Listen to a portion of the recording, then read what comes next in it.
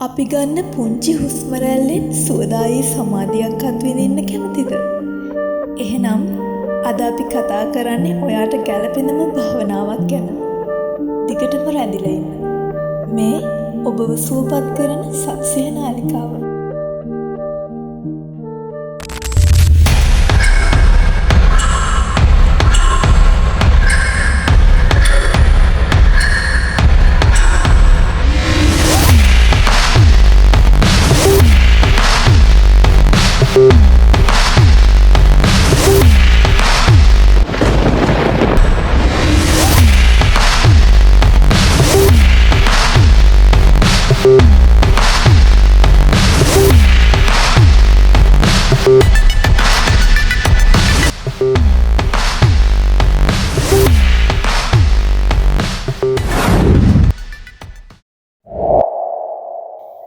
ඉතින් ඔයාලට කොහොමද? දිගටම භාවනා පුහුණුවීම් සිදු කරනවා ඇති කියලා අපි හිතනවා. අපි මුල්ම අභ්‍යාසයෙන් හිත දිහා බලන් ඉන්න පුරුදු වුණා. දෙවෙනි අභ්‍යාසයෙන් දෙපා වලට අරමුණු කරලා ඒ තුල හිත හැසිරවීමට පුරුදු වුණා. තුන්වෙනියට අපි ආහාර ගැනීමේදී හිත හසුරවන ආකාරය පුහුණු වුණා. දැන් ඔයාලට හිත පිළිබඳව යම් පුහුණුවක් තියෙනවා කියලා අපි දන්නවා. ඒ ගැන සතුටු වෙන ගමන් අපි යමු ඊළඟ අභ්‍යාසයට. මේ අභ්‍යාසයෙන්ොත් ඔයාට පුළුවන් ඉන්ද්‍රිය ධාරිතාව වගේම මනසේ තීක්ෂණ භාවය වැඩි කරගන්න. හරි.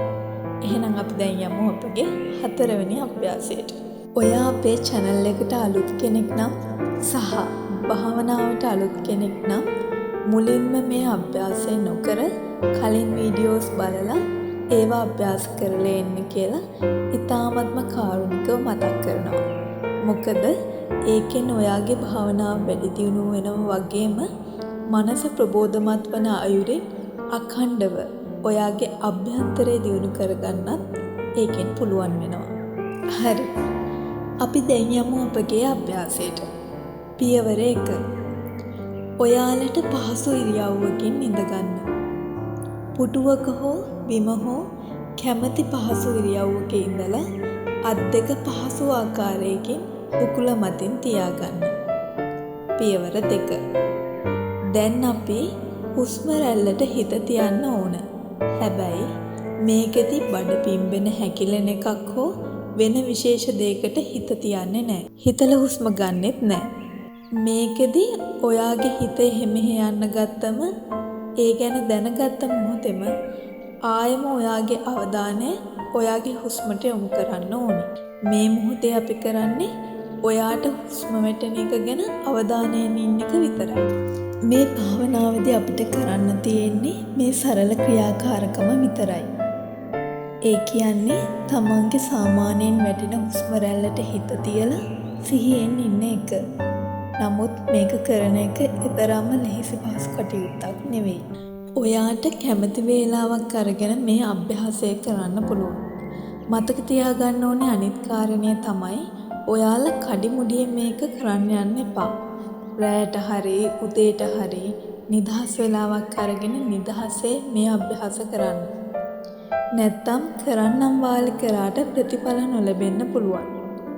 තමන්ගේ හිතට උපරිම අවංක වෙලා මුලින් පොඩි කාලයකින් පටන් අරගෙන ටික ටික තමන්ට පුළුවන් තරම් කාලය වැඩි කරගන්න. මේක අභ්‍යාසයක් විදිහට ගත්තට මේ ක්‍රමය ප්‍රගුණ වෙද්දී භාවනාවක්ම වෙනවා. මේ භාවනාව ඔයාගේ චිත්ත ඒකාග්‍රතාවය සමග මනස දියුණු වීමට ගොඩාක් ඉවහල් වෙන ඉතාමත්ම වටිනා භාවනාවක්. විශේෂයෙන්ම මතක් කරන්න ඕනි තවත් කාරණයක් තියෙනවා. ඒ තමයි භාවනාවට ඉඳගන්න ඉරියව් සහ ඒ වගේ විශේෂතා තියෙනවා. දැනට ඔයාට පහසු අයුරින් මේක කරගෙන යන්න.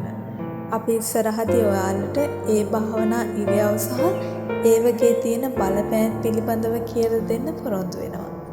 එහෙනම් ගිහින් එන්න නැවත භාවනා අභ්‍යාසයකින් හමු වෙමු. ඔබට සුවදායී ජීවිතයක්. ආයුබෝවන්.